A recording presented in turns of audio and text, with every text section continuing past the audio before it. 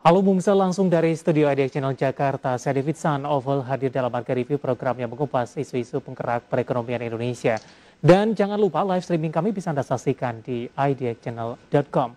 Tak lupa kami terus mengingatkan untuk tetap menerapkan protokol kesehatan selama masa pandemi ini agar kita terbebas dari COVID-19. Dan pemirsa, mari kita ikuti Marga Review selengkapnya.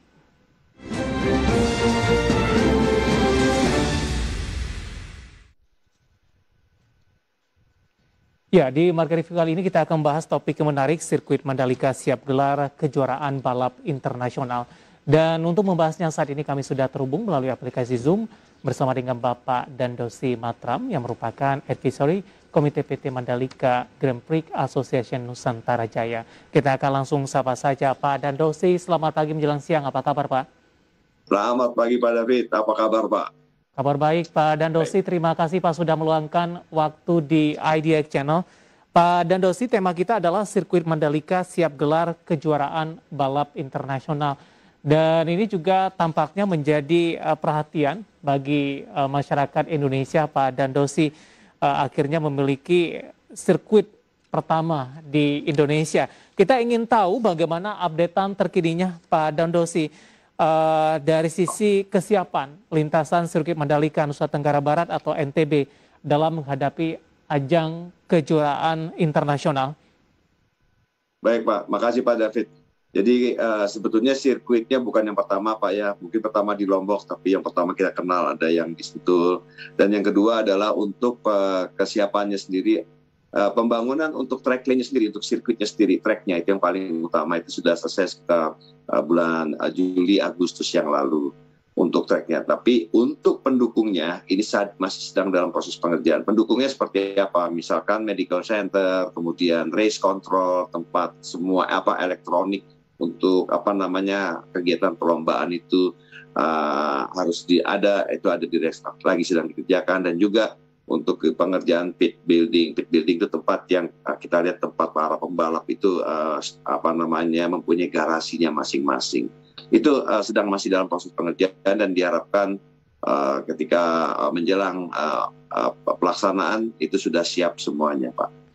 Baik, tinggal industri pendukung begitu yang masih belum selesai. Sementara untuk yang pokoknya kondisinya seperti apa, Pak Dandosi? Sudah selesai dari sisi track, kemudian juga hal-hal yang wajib lainnya sampai sejauh ini di luar dari pendukung yang Anda sebutkan tadi. Betul Pak, jadi kita sedang dalam berjalan. Jadi kalau tracknya sendiri saat ini ada sedang akan dalam proses dicat karena ada pengecatan yang khusus yang harus dikerjakan dengan cat yang khusus karena standarnya standar FIM dan standar Dorna. Dan kemudian juga tenaga pengerjaannya juga khusus, mesinnya juga khusus, itu sedang dalam proses pengerjaan. Dan kemudian untuk pit building juga kalau kita lihat sudah mulai datang itu modular yang akan dibangun karena kita kan sistemnya adalah sistem yang cepat dibangun. Dan insya Allah sebelum event itu dimulai, kita sudah bisa melihat kemegahan daripada gedung pit building dengan kapannya. Dan ini untuk pit building ini sendiri juga akan dibangun oleh Wika Modular, bagian daripada Wika Group. Dan mereka adalah perusahaan yang akan siap mengerjakan ini. Dan mereka juga sudah terbukti dalam waktu yang cepat sekali bisa membangun gedung-gedung yang biasanya dengan konvensional butuh waktu panjang, tapi dengan Wika modal hitungan sebulan pun juga sudah bisa jadi beserta dengan segala kelengkapannya. Dan kita juga sangat berterima kasih sekali dengan support yang luar biasa dari Wika Group. Dan juga kita lihat juga untuk medical center juga sudah berdiri, race control juga sudah berdiri, tinggal ditambah untuk peralatan elektronik yang sedang on the way. Pak Dandosi, tadi dari sisi pembangunan ini ada standar tertentu secara internasional begitu. Tapi dari sisi konsep ada yang diusung tidak, Pak Dandosi? Dari mana maaf? Dari sisi konsep, Pak.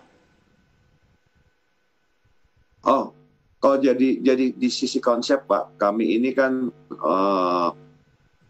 menggunakan tenaga desainer khusus yang memang spesialis untuk balapan yang kelas dunia, yang sudah tahu bagaimana standar dari FIM dan juga Dorna, keinginan mereka, standar yang harus dilakukan.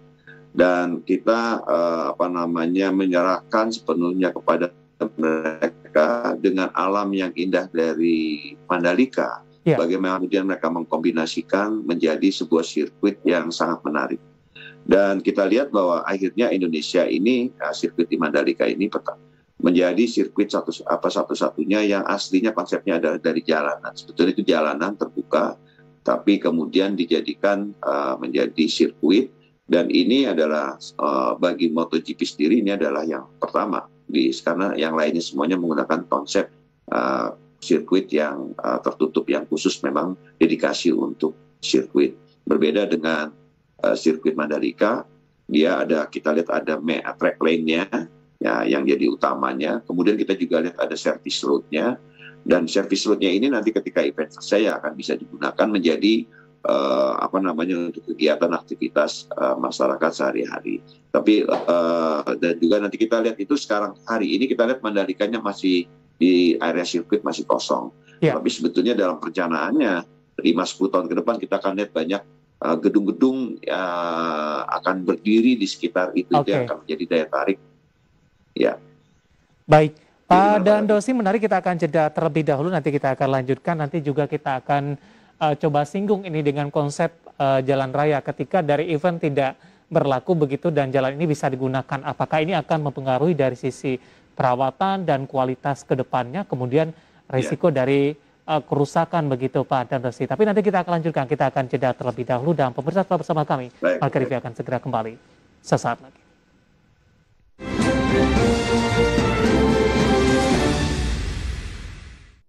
Pemirsa, Pertamina Mandalika International Street Circuit dipastikan siap digunakan untuk ajang balap motor internasional. Trek lintasan sirkuit kebangsaan Indonesia ini pun telah selesai 100%, sehingga ajang seperti World Superbike dipastikan dapat digelar pada bulan mendatang. Pertamina Mandalika International Street Circuit dipastikan sudah dapat digunakan untuk ajang balapan. Bahkan seluruh lintasan balap sirkuit yang terletak di kawasan ekonomi khusus Mandalika, Desa Kuta, Kabupaten Lombok Tengah, Nusa Tenggara Barat telah 100% selesai. Direktur Utama PT Pengembangan Pariwisata Indonesia atau Indonesia Tourism Development Corporation atau ITDC, Abdul Bar Mansur mengatakan, kini hanya tinggal melakukan penyelesaian fasilitas pendukung sirkuit seperti pedok, medical facility, hingga helipad. Target penyelesaian fasilitas pendukung tersebut dipastikan rampung pada akhir Oktober 2021, sehingga Pertamina Mandalika International Street Circuit dapat segera digunakan untuk ajang balap motor internasional. Untuk progres sendiri kita sudah selesaikan main track, jadi kalau hari ini diadakan balap sudah siap dan sudah diuji coba. Yang kita sedang selesaikan adalah fasilitas pendukung, termasuk medical facility, race control building, paddock, pit, dan helipad. Helipad sudah kita selesaikan. Nah, ini kita perkirakan selesainya akhir Oktober, sehingga tanggal 12 sampai tanggal 14 untuk Idemitsu Asia Talent Cup sudah siap. Sementara itu, keberadaan sirkuit di Mandalika ini diharapkan dapat membawa dampak positif bagi Indonesia. Jadi, tidak hanya proyek semata, namun dapat digunakan untuk berbagai event internasional yang berkelanjutan setiap tahunnya. Sampaikan, ini bukan sesuatu yang sesaat aja, bukan project base aja, bukan sekali-sekali aja, tetapi betul-betul berharap bahwa dengan sudah dibangunnya sirkuit ini menjadi satu siklus yang tahunan yang bisa diikuti dengan berbagai kegiatan lainnya. Kalau misalnya memang puncak daripada eventnya adalah MotoGP dan juga World Bike, tetapi sepanjang tahun seperti yang kita lihat di bulan November sampai dengan bulan Februari dan bulan Maret, dan kita harapkan akan diikuti dengan event-event lainnya. Jadi ini akan menyedot masyarakat. Sirkuit internasional yang akan menjadi kebanggaan Indonesia ini akan menggelar beberapa ajang balap internasional seperti MotoGP yang akan digelar pada bulan Maret 2022. Kemudian ajang balap moto World Superbike pada bulan November dan Idemitsu Asian Talent Cup yang akan dihelat juga pada bulan November 2021. Dari Jakarta, Riki Anwardi, IDX Channel. Kita lanjutkan kembali perbincangan bersama dengan Bapak Dandon Simatra, Advisory Komite PT Mandalika Grand Prix Association Nusantara Jaya. Pak Dandosi, kita lanjutkan kembali, Pak. Ya. Ya, Pak Dandosi, tadi Anda katakan salah satu keistimewaan dari sirkuit ini adalah tidak hanya diperuntukkan untuk balapan saja, namun ketika event tidak berlangsung ini dapat digunakan sebagai jalan umum begitu, Pak Dandosi. Ini bagaimana, Pak, dari sisi resiko kemudian juga perawatannya, Pak Dandosi? Oke, baik. Jadi untuk track lane-nya, untuk yang track utamanya, maka itu tetap akan dijaga, tidak akan bisa dibuka begitu saja untuk umum, dan itu akan dijaga kan. Dan yang kedua yang bisa dipakai adalah kita seperti kita tahu ada service road di sekeliling daripada track lane-nya, dan itu yang akan bisa digunakan untuk lalu lintas di dalam kawasan itu sendiri. Jadi akan tetap dijaga dan nggak sembarangan orang bisa memasuki daripada untuk track lane-nya, Pak. Baik, ada batasan-batasan tertentu begitu. Ada batasan. Ya, Pak Dandosi tidak dibuka secara umum seperti tidak, karena kita harus bisa terus menjaga agar standarnya sesuai dengan FIM, dan kita ketahui bahwa kita masih ada 10 tahun lagi tepat. Baik, dari beberapa sirkuit yang ada di secara internasional, Pak Dandosi, ini puncaknya adalah nanti MotoGP begitu. Apa yang keistimewaan yang dimiliki oleh sirkuit Mandalika ini dibandingkan dengan beberapa sirkuit lainnya secara global? Oke, jadi kalau secara kualitas dinilai termasuk salah satu yang terbaik karena grade daripada aspalnya itu 10. Di sirkuit lain aja rata-rata kurang lebih 12. Jadi semakin dia kecil angkanya, semakin dia bagus. Tidak banyak yang memiliki angka aspalnya itu grade-nya 10. Dan ini menunjukkan itu lebih bagus untuk bagi ban daripada kendaraan. Dan yang kedua, ya sirkuit Mandalika itu kemungkinan termasuk salah satu yang paling safe, paling aman, lebih aman ya. Maksudnya termasuk paling aman di antara sirkuit yang lainnya. Karena kita bisa lihat bahwa untuk pengamanannya kita lihat ada batu-batu di pinggiran track lane-nya untuk ketika mereka meleset keluar dari track itu sangat lebar sampai bahkan 180 meter yang insya Allah itu sangat aman. Sehingga kita lihat bahwa mungkin nanti di Mandalika ini karena pembalap mengetahui bisa merasa aman, mereka malah bisa akan gaspolnya akan luar biasa dan baru akan berhenti hanya berapa meter ketika menjelang tikungan. Karena kalau ada apa-apa relatif secara teoritisnya itu lebih aman. Yang ketiga adalah bahwa dia sirkuit yang di daerah pinggir laut langsung menjadi salah satu daya tarik daripada Mandalika bagi para pembalap. Dan kalau kita lihat komen daripada para pembalap ketika menilai Mandalika, mereka langsung melihat lautnya, melihat pantainya yang wow gitu kesannya bagi mereka ya. Dan kemudian juga ini adalah sirkuit yang dengan biaya pembangunan termasuk terendah di dunia. Jadi dan juga padahal dengan waktu pengerjaan yang juga tidak sangat cepat, sekitar 1 tahun 2 bulan di tengah wabah, dengan biaya yang sangat ditekan. Dan ini juga sebuah kebanggaan karena semua aspek pengerjaan, hampir semua ya, untuk pembangunan ini dilakukan oleh pembangunan perumahan BUMN, artinya dikerjakan oleh tenaga lokal, tapi standarnya internasional. Dan kita, saya rasa boleh bangga bahwa ternyata BUMN konstruksi kita, pembangunan perumahan, itu bisa menghasilkan sebuah karya yang berkelas dunia. Itu yang kita juga ikut bangga. Baik, tadi Anda katakan proses pengerjaannya cukup cepat, Pak, 1,5 tahun. Apakah pandemi COVID-19 tidak mempengaruhi dari proses pembangunan begitu di tengah penerapan PSBB, kemudian juga PPKM yang diterapkan oleh pemerintah? Alhamdulillah Pak, jadi awal saja Pak sempat terganggu karena ketika negosiasi dan sebagainya, karena itu pas itu juga pada saat awal-awal wabah, sehingga kita masih belum tahu bagaimana ada lockdown dan sebagainya, itu agak sempat mengganggu. Tapi ketika kemudian sudah beberapa waktu kita sudah terbiasa, sudah tahu bagaimana mengatasi ini, alhamdulillah lancar. Memang agak terlambat Pak, agak terlambat karena wabah, tapi tidak mengganggu daripada proses pembangunan karena dia dikerjakan di lokasi khusus, tidak untuk umum, dan kemudian seluruh karyawan ada di situ. dan juga ada tenaga awasi secara berkala kondisi daripada seluruh pekerja yang di sana. Sangat ketat, Pak. Jadi prokesnya itu yang saya tahu sangat-sangat ketat untuk memastikan bahwa tidak ada mudah untuk terjadi penularan di kalangan para pekerja konstruksi yang ada di sana. Baik, Pak Dandosi, alasan dipilihnya Nusa Tenggara Barat atau NTB dengan pembangunan dari sirkuit Mandalika ini. Apa pertimbangan tertentu? Apakah dari sisi geografis, kemudian juga mungkin ada misi-misi lain yang tengah diusung, termasuk juga memajukan industri pariwisata dalam hal ini? Saya rasa ini semua serba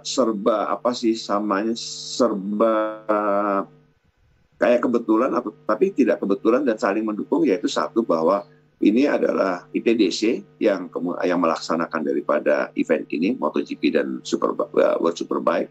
Yang kedua, ITDC juga ditugaskan untuk membangun kawasan Mandalika, di mana kawasan Mandalika puluhan tahun itu terbelengkelai, dan kemudian harus ada pendekatan yang lain yang membuat kawasan itu bisa menarik bagi investor.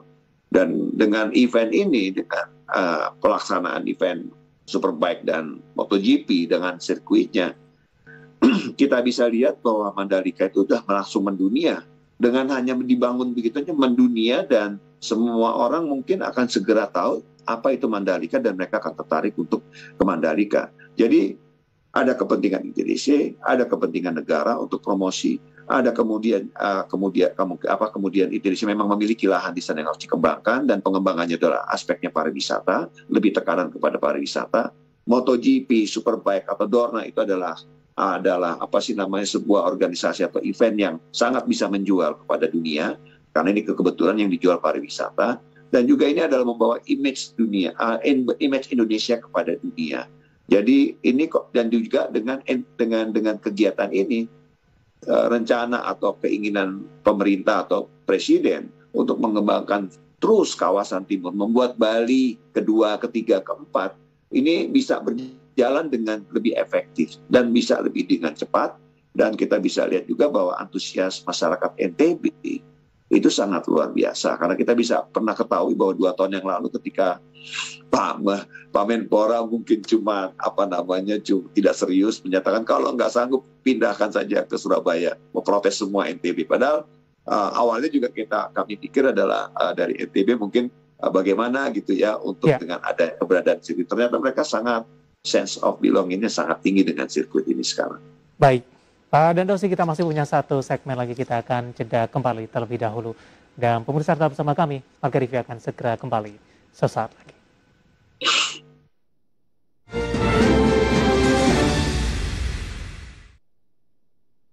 Terima kasih untuk Anda yang masih bergabung bersama kami di Marga Review, dan kita masih bahas topik sirkuit Mandalika siap gelar kejuaraan balap internasional. Dan sebelum kita lanjutkan perbincangan, tim redaksi kami sedang merangkum beberapa informasi grafis dan mungkin saja bisa menjadi salah satu referensi untuk Anda. Langsung saja kita ke grafis yang pertama, kita akan coba lihat pemirsa, profil sirkuit Pertamina Mandalika International Street Circuit. Dapat Anda saksikan juga di layar televisi Anda pemirsa. Lokasi panjang lintasan tikungan kanan dan tikungan kiri. Lokasi di Kabupaten Lombok Tengah, Nusa Tenggara Barat, panjang lintasan 4,31 km, tikungan kanan di 11 tikungan dan tikungan kiri ada di 6 tikungan. Kita beralih ke grafis selanjutnya, kita akan coba lihat juga fasilitas dan kapasitas Pertamina Mandalika International Street Circuit, di mana tribun utama 50.000 kursi, tribun berdiri 138.000 orang, hospitality suites di 7.700 penonton, area pit building, 50 garasi dan fasilitas bongkar pasang. Kita akan coba lihat juga ke grafis selanjutnya kondisi lintasan Pertamina Mandalika. Aspal jenis terbaru pemirsa, kemudian lintasan tidak mudah licin saat hujan, kemudian lintasan bisa menjadi jalan raya saat tidak ada kejuaraan. Ini pun juga sempat disinggung tadi oleh Bapak Dandosi Matram.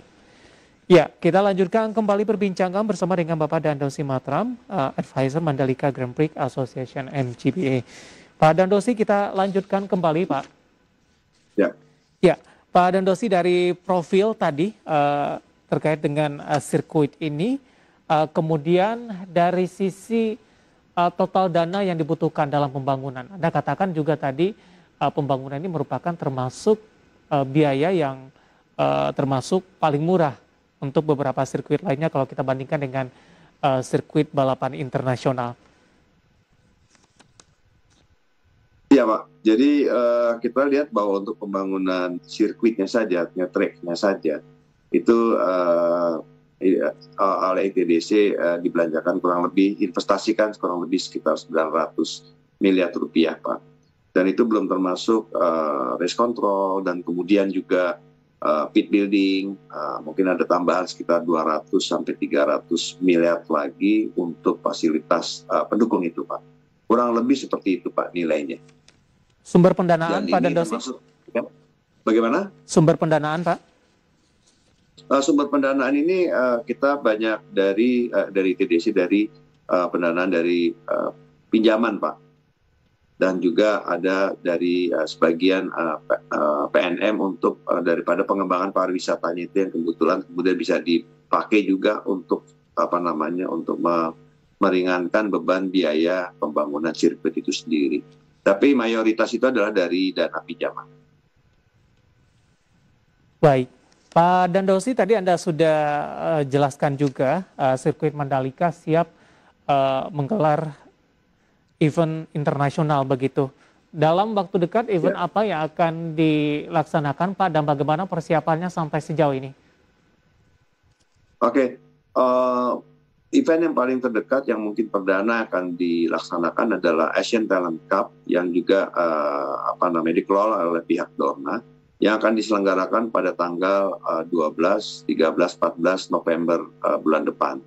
Selanjutnya adalah seminggu kemudian akan diselenggarakan World Superbike, yaitu pada tanggal 19 sampai tanggal 20-21 November di Mandalika juga. Dan nantinya selanjutnya adalah di bulan Maret kita akan menyelenggarakan MotoGP. Dan ini semua sudah ada di dalam kalender Dorna. Dan insya Allah ya Pak ya, jadi artinya kita suka nggak suka, mau nggak mau, waktu ada nggak ada, bisa nggak bisa, harus selesai semuanya itu sebelum event itu diselenggarakan. Baik, pelaksanaan eventnya ini cukup dekat sepertinya Pak Dandosi. Bagaimana persiapan Pak di tengah pandemi COVID-19? Apakah ini akan dihadiri oleh penonton, penerapan protokol kesehatan, kemudian juga vaksinasi nantinya oleh para panitia, para peserta, kemudian juga oleh masyarakat yang ada di sekitar lokasi sirkuit ini?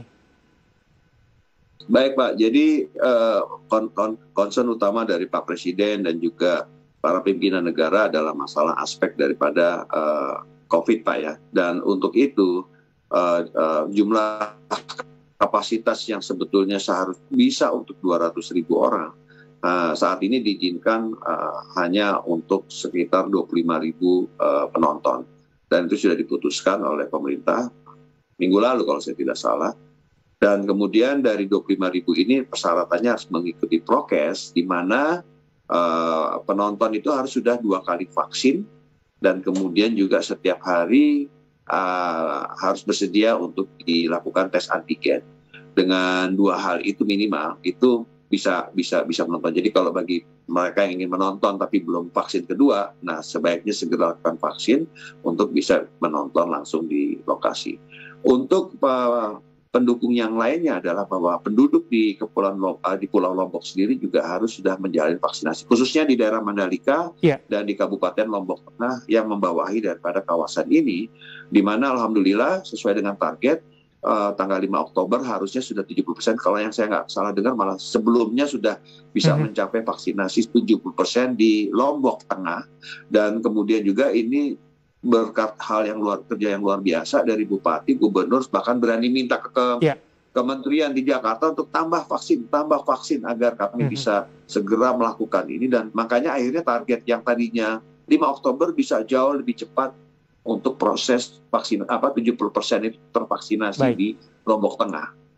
Luar biasa. Nah, ini faktor yang juga harus dilakukan agar ketika seperti sudah terjadi herd immunity, sehingga ketika siapapun yang datang ke situ sama-sama sudah vaksin, dampak daripada COVID ini bisa lebih ditekan.